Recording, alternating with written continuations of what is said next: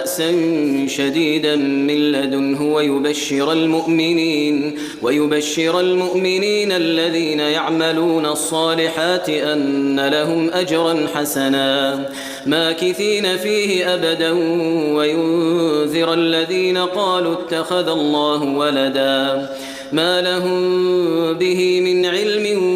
ولا لآبائهم كبرت كلمة تخرج من أفواههم إن يقولون إلا كذبا فلعلك باخع نفسك على آثارهم إن لم يؤمنوا بهذا الحديث أسفا إنا جعلنا ما على الأرض زينة لها لنبلوهم أيهم أحسن عملا وإنا لجاعلون ما عليها صعيدا